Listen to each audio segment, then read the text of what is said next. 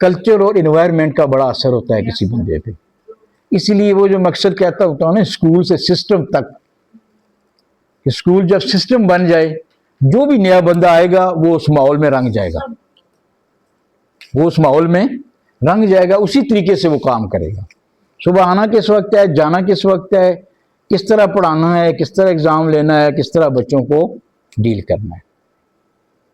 अगर आगे सिस्टम बना हुआ ही नहीं है, मैं अपना काम कर रहा हूं, ये मिस अपना काम कर रही हैं, इनकी अपनी राय है, वो अपना मर्जी से आ रही हैं, अपनी मर्जी से पढ़ा रही हैं, अगर पहले से सिस्टम नहीं बना हुआ तो नया आने वाला आदमी जो है, अगर वो बहुत अच्छा भी होगा, ट्रेंड और लायक भी होगा, तो वो सिस्टम न होने की वजह से वो डिस्टर्ब हो जाएगा।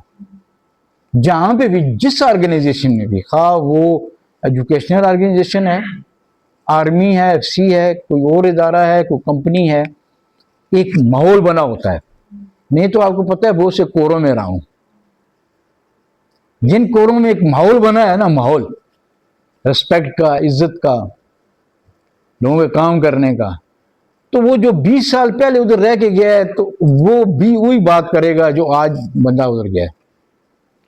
जो 10 साल पहले उधर रह के आया है ना, वो भी वही बात करेगा, उसी तरह उसको बयान करेगा, उस जगह को, उस स्कूल को, उस यूनिट को, उस कोर को, जो आज का बंदा बयान कर रहा है कि मैं यहां आया हूं, मैंने क्या देखा है।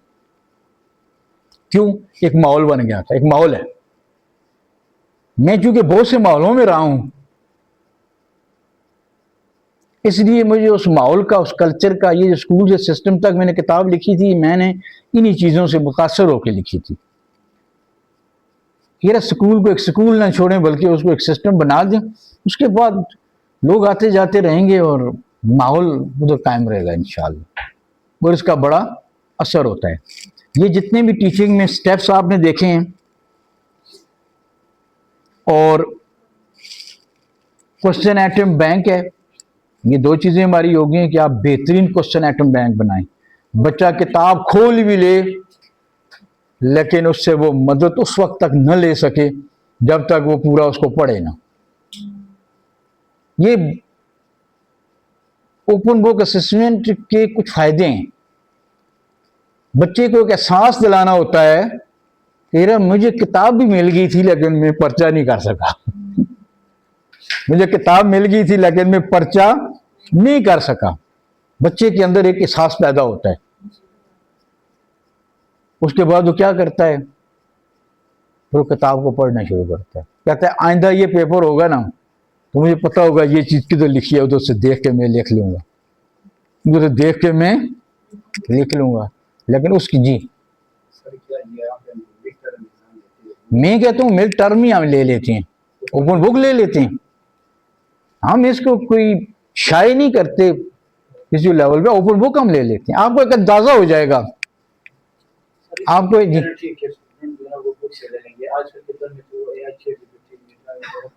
क्या चीज उसी से करना है ना आपने, और कौन सा करना है? क्या आप उधर बैठ के क्या स्टूडेंट क्या चीज?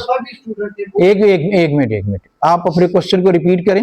सर इसका क्या मतलब, गारंटी तो नहीं है कि स्टूडेंट सारे बुक से ही क्वेश्चन लिखेंगे? हाँ, अक्सर स्टूडेंट जो है ना वो चैट जीपीटी कहाँ से लाएंगे? चैट जीपीटी क्लास में जी? नहीं, क्लास में आपने 2.5 घंटे का पेपर दिया है, तो चैट जीपीटी कहाँ से लाएंगे? वो वर्कशीट करें ना, वर्कशीट तो वो चीज है, वर्कशीट तो जहां से वो करें। हम तो चाहते हैं कि बच्चा एआई के साथ टच रहे।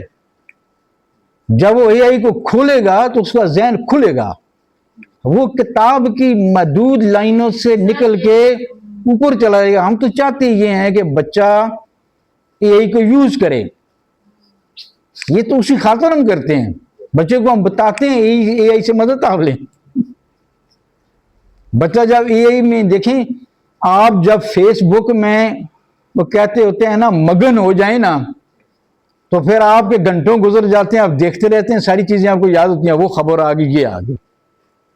हम तो चाहते हैं कि बच्चा एआई में मगन हो के ना, एक टॉपिक के लिए वो तलाश करेगा, उसे आगे बहुत से सवाल जवाब मिलेंगे, वो आगे और जाता जाएगा, यार ये तो बड़े मजे के सवाल हैं, उसकी जो लर्निंग है वो बेहतर होती जाएगी।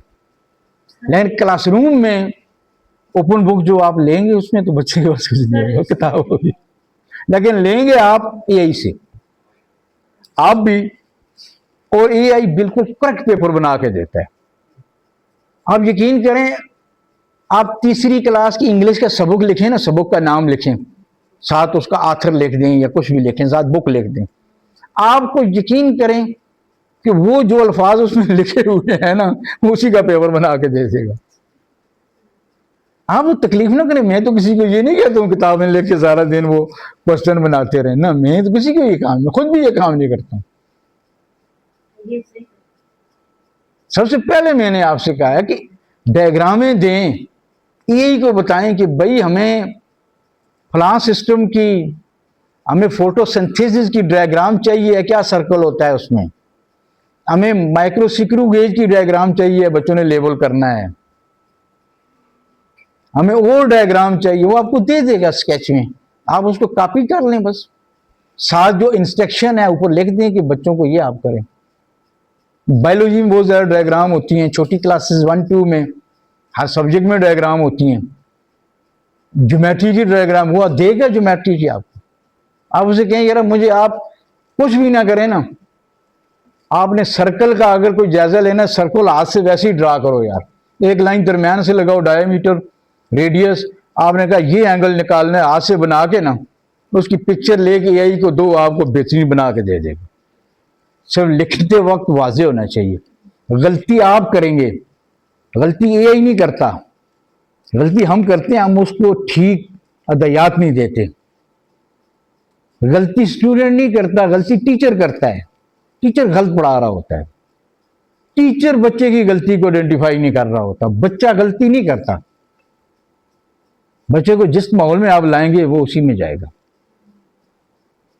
कुछ भी, मैं कहता हूं आपको कहीं से डायग्राम नहीं मिलती, आप सर्कल की कोई चीज लेना चाहते हैं, आप उसका रेडियस मालूम करना चाहते हैं, बच्चे से कहते हैं इसमें रेडियस कौन सा होगा, डायमीटर कौन सा होगा, आर्क कौन सी होगी, मुख्तलिफ जो पार्ट्स होते हैं सर्कल के, आप हाथ से रफ सा लगा के उसकी पिक्चर लेके आई को दें, आपको खूबसूरत बना के दे देगा। ट्रायंगल कोई आपने करनी इसी तरह करें, जो आपको बजाय ढूंढेंगे उधर, ठीक है ना जी, आप यही को रफ सा दें, वो आपको बेहतरीन शक्ल बना के दे देगा। हमारा बच्चा तो यही पे लग जाए ना, ये तो सारे मसले इसके हल हो जाएंगे, ये उसमें खुब जाएगा, ये बाकी शरारतों से दूर हो जाएगा। इसीलिए तो आजकल टीचर सारी हम जो ट्रेनिंग दे रहे हैं बच्चे को यही पे लाने के लिए दे रहे हैं कि बच्चा बाकी शरारतों से दूर हो जाए।